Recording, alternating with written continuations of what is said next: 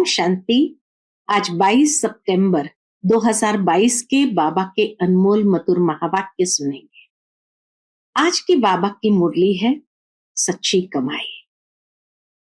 बाबा कहे, बच्चे जितना समय मिले सच्ची कमाई करते चलो, चलते फिरते कर्म करते बाप की याद में जितना रहेंगे उतनी सच्ची कमाई होती रहेगी। परंतु कई बार बच्चों की बुद्धि बाबा में यथार्थ रीति लगती नहीं है, तो उसकी निशानी है कि कोई न कोई विकर्म हो जाता है और विकर्म करने के बाद रियलाइजेशन नहीं है। कोई अगर रियलाइज कराना चाहते हैं तो भी रियलाइज नहीं होता है कि हाँ, मेरे से कोई गलत काम हो गया। बाबा कहे, ये बुद्धि भटकती है, ये उसकी निशानी है। इसीलिए अभी बच्चों के अंदर ज्ञान की पराकाष्ठा की स्थिति आनी चाहिए। जितनी ज्ञान की पराकाष्ठा होगी, हर बात को सहज रीति समझ सकेंगे। तो सुनते हैं बाबा के मधुर महावाक्य। ओम शांति। मीठे बच्चे, जितना समय मिले सच्ची कमाई करो, चलते फिरते कर्म करते बाप की याद में रहना ही सच्ची कमाई का आधार है। इसमें कोई तकलीफ नहीं। आज की मुरली से प्रश्न है, जिन बच्चों में ज्ञान की पराकाष्ठा होगी उनकी निशानी सुनाओ। उत्तर, जिनमें ज्ञान की पराकाष्ठा होगी उनकी सब कर्मेंद्रियां शीतल हो जाएगी, चंचलता समाप्त हो जाएगी, अवस्था एक रस हो जाएगी, मैनर्स सुधरते जाएंगे। दूसरा प्रश्न है, शिव बाबा की याद बुद्धि में यथार्थ नहीं है तो रिजल्ट क्या होगी? उत्तर, कोई न कोई विकर्म जरूर होगा। बुद्धि इतना भी काम नहीं करेगी कि हमारे द्वारा कोई विकर्म हो रहा है। महसूसता की शक्ति, रियलाइजेशन पावर नहीं होता। बाप का फरमान न मानने के कारण धोखा खाते रहेंगे। आज की मुरली से पहले गीत बजा है, आखिर वह दिन आया आज। ओम शांति। बच्चों को खातरी हो गई है, बच्चों को खातरी हो गई है कि बेहद का बाप आया हुआ है।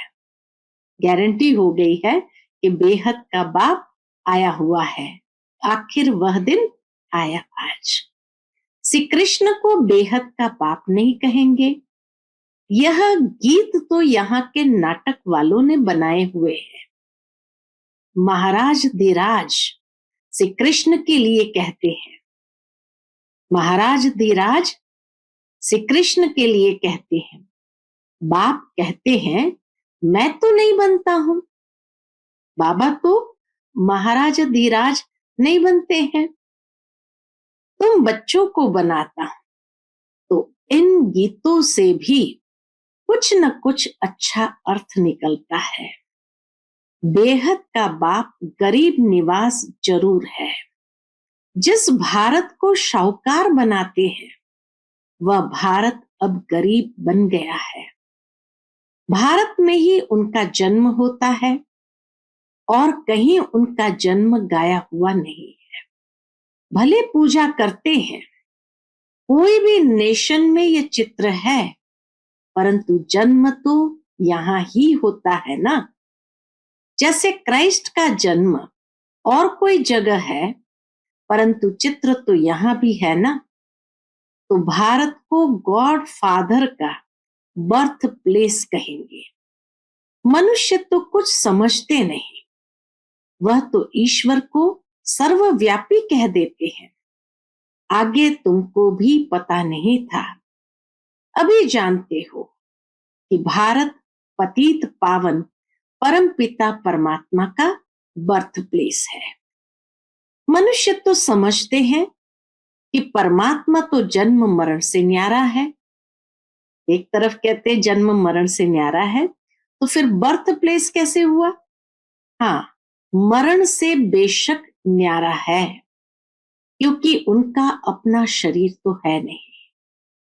बाकी जन्म तो होता है ना, अवतरण होना, ये एक प्रकार से दिव्य जन्म तो हुआ ना। बाकी मरण से न्यारा है। बाप कहते हैं मैं आया हूं, मेरा दिव्य जन्म है, और मनुष्य तो गर्भ में प्रवेश कर फिर छोटे से बड़े बनते हैं। मैं ऐसा नहीं बनता। हाँ, कृष्ण मां के गर्भ में जाते हैं। कृष्ण की आत्मा मां के गर्भ में जाते हैं, छोटे से बड़ा बनते हैं। हर एक आत्मा अपनी मां के गर्भ में प्रवेश कर जन्म लेती है।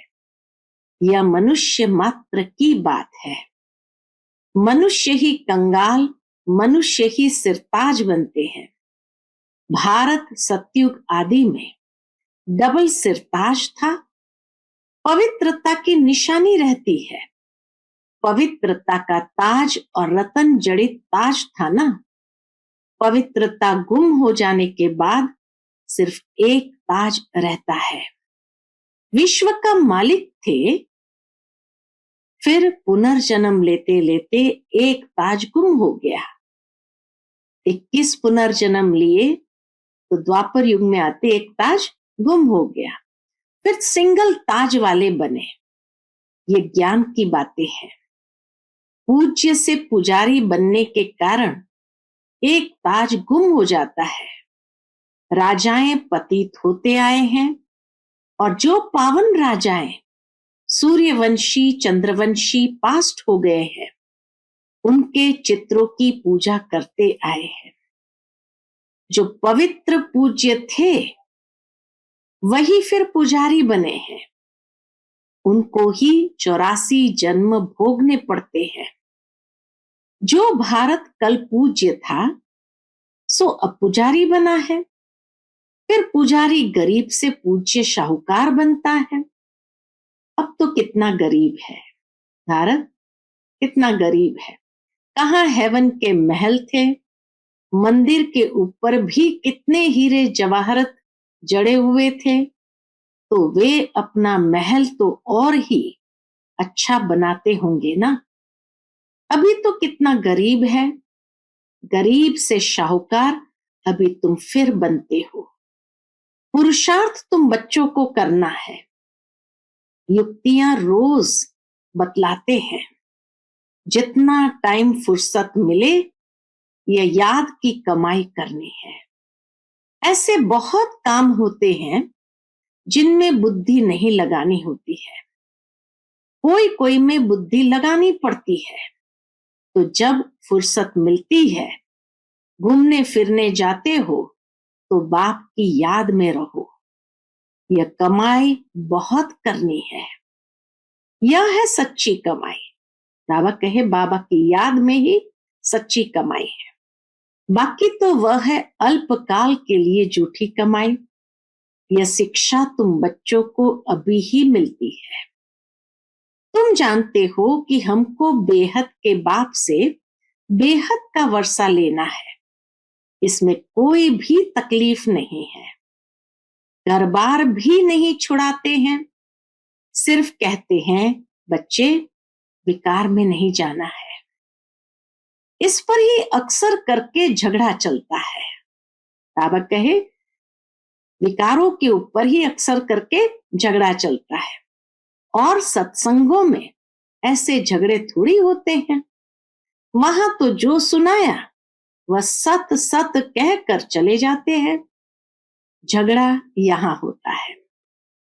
जहां धारणा की बात है वहां झगड़ा होता है। इस रुद्र ज्ञान यज्ञ में असुरों के विघ्न जरूर पड़ेंगे। अबलाओं पर अत्याचार होते हैं। जैसे द्रौपदी को भी दिखाते हैं। पुकारा है कि बाबा हमें ये नंगन करते हैं, इनसे बचाओ। बाप की तो शिक्षा है कि कभी भी नंगन नहीं होना है। जब एक रस अवस्था हो जाए तब यह कर्मेंद्रियां शीतल हो, तब तक कोई न कोई चंचलता चलती रहेगी। जब तक ज्ञान की पराकाष्ठा हो, बुद्धि में यह ख्याल रहे कि हमको कंपेनियन हो रहना है। विलायत में बहुत बूढ़े वानप्रस्थी होते हैं, समझते हैं पिछाड़ी में कौन मालिक बनेंगे। बाल बच्चे तो है नहीं, इसलिए पिछाड़ी में कंपेनियन बना लेते हैं। फिर भी कुछ उनको देकर चले जाते हैं।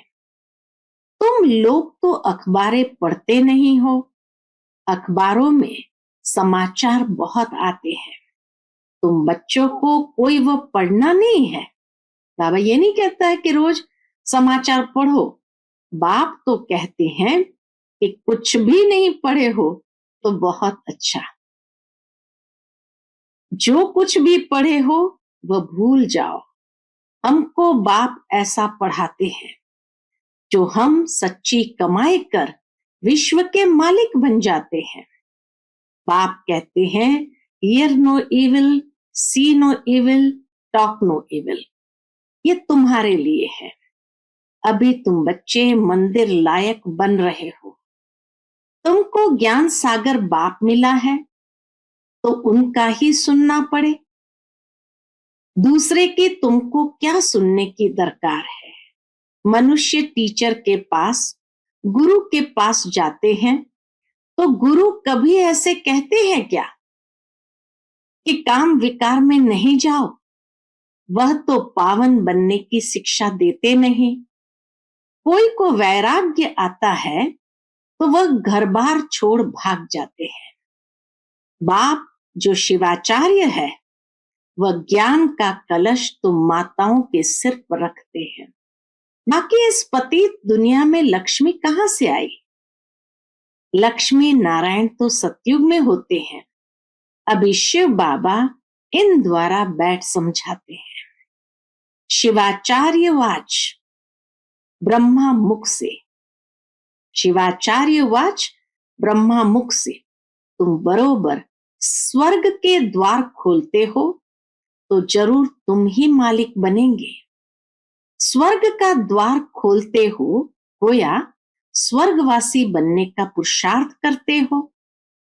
तुम्हारा पुरुषार्थ ही है नरकवासी मनुष्य को स्वर्गवासी बनाना। बाप भी यह सेवा करते हैं ना, पतित से पावन बनाना। तुम्हारा भी यही धंधा है जो बाप का धंधा है। आत्माओं को स्वर्गवासी बनाओ।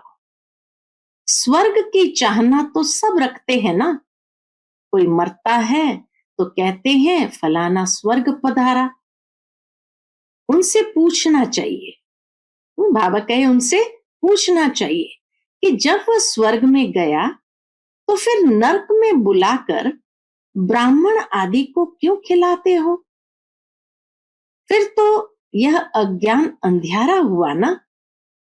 तुम यहां से सूक्ष्म वतन में ले जाकर खिलाते हो क्योंकि तुम जानते हो यह पवित्र भोजन है। बाबा कहे वो आपसे भी पूछ सकते हैं फिर आप भोग क्यों लगाते हो, आप यहाँ नरक का भोजन क्यों खिलाते हो। तो बाबा कहे यहाँ तो पवित्र ब्राह्मणों के हाथ का बना हुआ भोजन है और इसीलिए जब सूक्ष्म वतन में ले जाकर भोग लगाते हैं तो उनको पवित्र भोजन मिलता है। वह जो मर जाते हैं उनको पवित्र भोजन थोड़ी मिलता होगा। दुनिया में जो लोग खिलाते हैं वो पवित्र भोजन थोड़ी कहेंगे। लिखते हैं बाबा फलाने का भोग लगाओ तो उनको पवित्र भोजन मिले।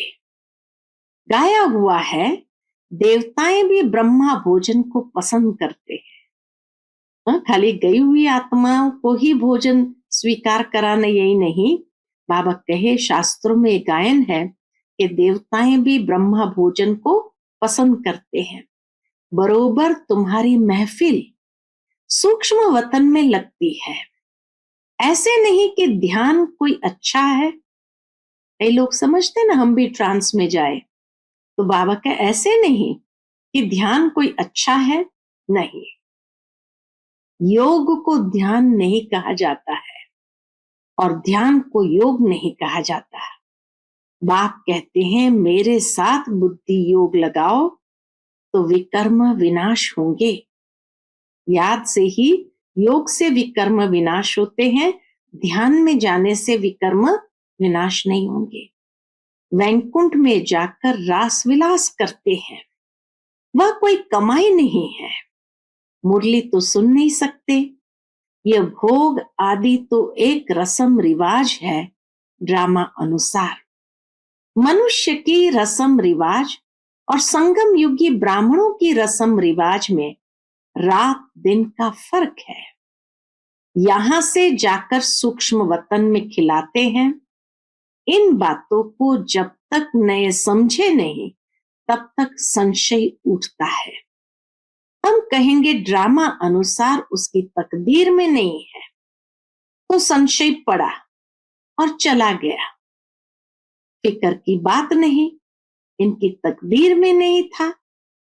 पहली बात भूल जाते हैं कि हमको बाप से वर्षा लेना है। कोई बात में संशय बुद्धि बन पड़ते हैं।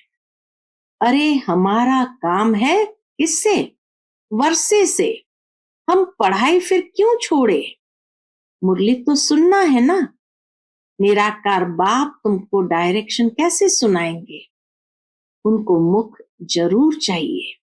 ब्रह्मा मुख से अथवा ब्रह्मा कुमार कुमारियों से सुनना है। कोई बाहर में दूर चले जाते हैं, मुरली भी नहीं मिल सकती है, तो बाप कहते हैं कोई हर्जा नहीं है, तुम याद में रहो और स्वदर्शन चक्र फिराते रहो। ये बाप की श्रीमत मिली हुई है। कहां भी हो, तुम लड़ाई के मैदान में हो। बाप मिलिट्री वालों को भी समझाते हैं कि तुमको वह सर्विस तो करनी है, देश की सेवा तो करनी है, यह तो तुम्हारा धंधा है, शहर की संभाल करना है। तुम पगार खाते हो, एग्रीमेंट की हुई है, तो संभाल भी करनी है। बुद्धि में लक्ष्य तो बैठा हुआ है, ज्ञान का लक्ष्य भी बुद्धि में बैठा हुआ है। बेहद का बाप स्वर्ग का रचयिता है। वह कहते हैं बच्चे तुम मेरी याद में रहो तो विकर्म विनाश होंगे। शिव बाबा की याद में रहकर खाओ तो कोई ऐसी चीज होगी वो पवित्र हो जाएगी। जितना हो सके परहेज भी रखनी है। लाचारी हालत में बाबा को याद करके खाओ, इसमें ही मेहनत है। ज्ञान को युद्ध नहीं कहा जाता, याद में ही युद्ध होती है। याद से ही विकर्म विनाश होंगे। माया का थप्पड़ नहीं लगेगा, देह अभिमानी नहीं बनेंगे। तुम अपने को आत्मा समझो, तुम शरीर को याद करते रहते हो, आत्मा को भूल गए हो। इसलिए पूछा जाता है आत्मा का बाप कौन है? उनको जानते हो? उनका नाम रूप देश काल लिखो। उनमें भी वैरायटी लिखते हैं। कोई लिखते आत्मा का बाप हनुमान है, कोई क्या लिखते, कितना अज्ञान है। तो फिर समझाया जाता है आत्मा तो है निराकार, तुम्हारा गुरु तो साकार है।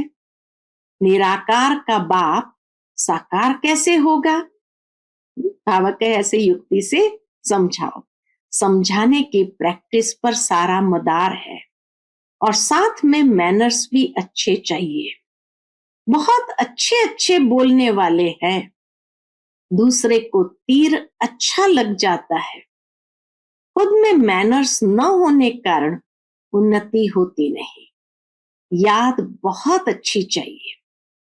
कोई तो ज्ञान बहुत अच्छा सुनाते हैं, योग कुछ भी नहीं। ऐसे नहीं कि योग बिगर ज्ञान की धारणा नहीं हो सकती है, धारणा तो हो जाती है। समझो किसको हिस्ट्री ज्योग्राफी सुनाते हैं, वह तो झट बुद्धि में बैठ जाएगा। बाबा की याद का कुछ भी बुद्धि में नहीं होगा। मांस मदिरा भी खाते होंगे। यह तो एक कहानी है, वो याद पड़ना तो सहज है। बाबा कहे वह बातें याद पड़ना तो सहज है। हिस्ट्री ज्योग्राफी बुद्धि में आ जाती है, याद की बात ही नहीं, पवित्रता की भी बात नहीं। ऐसे तो बहुत है, हाँ, ऐसे भी बहुत है। शिव बाबा को याद नहीं करते तो विकर्म विनाश होते नहीं, और ही जास्ती विकर्म करते रहते हैं। इतना भी बुद्धि काम नहीं करती कि यह विकर्म है, रियलाइजेशन नहीं है। फरमान न मानना ये तो बड़ा पाप है। शिव बाबा का फरमान है ना, ये करो। उनका फरमान नहीं मानेंगे तो बड़ा धोखा खाएंगे। बाकी हिस्ट्री ज्योग्राफी सुनाना तो बड़ा सहज है, ज्ञान की बातें सुनाना तो बड़ा सहज है। बाबा ने समझाया है, तुम स्कूलों में भी जाकर समझा सकते हो। या तुम हद की हिस्ट्री ज्योग्राफी पढ़ते हो, बेहद की तो तुम पढ़ते नहीं हो। लक्ष्मी नारायण का राज्य बताओ कहाँ गया? सूर्यवंशी चंद्रवंशी डिनाइस्टी जो चली वह फिर कहाँ गई? उन्हों का राज्य किसने छीना? किसने चढ़ाई की? तुम बच्चे ही जानते हो कि यह चक्र कैसे फिरता है। यह किसको भी समझाओ तो 7 रोज में बुद्धि में आ जाएगा, परंतु मैनर्स नहीं। ऐसे नहीं कि विकार में जाने से हिस्ट्री ज्योग्राफी को भूल जाएंगे। सारी बात योग की मुख्य है। योग में ही माया धोखा देती है। तुमको सर्वगुण संपन्न 16 कला संपूर्ण यहां ही बनना है। कई प्रतिज्ञा करके भी फिर ठहर नहीं सकते हैं। माया बड़ी प्रबल है ना। बाप को पूरा याद नहीं करते हैं तो विकर्म विनाश नहीं होते हैं, और ये डबल विकर्म करते रहते हैं। उनको पता भी नहीं पड़ता और कहने से भी समझ नहीं सकते। तुम बच्चे जानते हो कि बाप गरीब निवाज रहमदिल है। हम बच्चों को खास और सबको आम समझाते रहते हैं। इन पर्टिकुलर खास हम सुखधाम में जाते हैं, इन जनरल आम मुक्ति धाम में जाते हैं। सतयुग में बरोबर इन लक्ष्मी नारायण का ही राज्य था। फिर चंद्रवंशी, उनके बाद इस्लामी बौद्धि आदि आए हैं, तो वह आदि सनातन धर्म गुम हो गया है। बड़ का झाड़ कलकत्ते में जाकर देखो, फाउंडेशन है नहीं, सारा झाड़ खड़ा है। यह भी ऐसे है। अब फिर से स्थापना हो रही है। बाबा कहे बड़ के झाड़ के मिसल ये मनुष्य सृष्टि रूपी झाड़ है। अच्छा, मीठे मीठे सिक्के लदे बच्चों प्रति माता पिता बाप दादा का याद प्यार और गुड मॉर्निंग। रूहानी बाप की रूहानी बच्चों को नमस्ते। हम सब रूहानी बच्चों की रूहानी माता पिता बाप दादा को याद प्यार, गुड मॉर्निंग और नमस्ते नमस्ते। शुक्रिया बाबा, शुक्रिया। आज की मुरली से धारणा के लिए मुख्य सार। पहली पॉइंट, किसी भी बात में संशय उठाकर पढ़ाई नहीं छोड़नी है, बाप और वर्षे को याद करना है। दूसरी पॉइंट, एक बाप से ही सुनना है, बाकी जो पढ़ा है वह सब भूल जाना है। Hear no evil, see no evil, talk no evil. आज का बाप दादा का मधुर वरदान हम बच्चों के प्रति है, बाप की छत्र छाया के नीचे रह, माया की छाया से बचने वाले सदा खुश और बेफिक्र भव।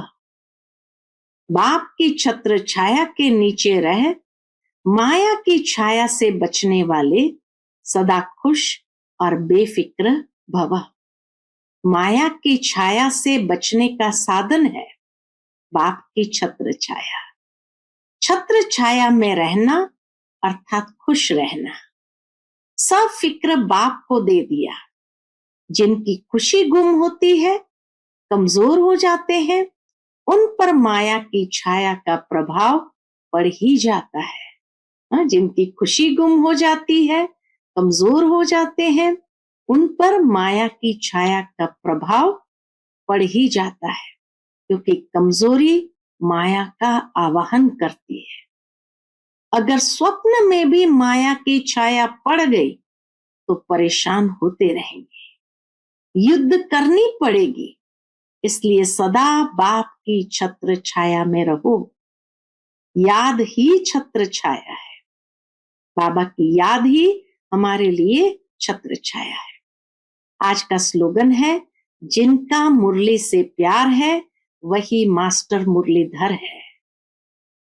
जिनका मुरली से प्यार है वही मास्टर मुरलीधर है। अच्छा, ओम शांति।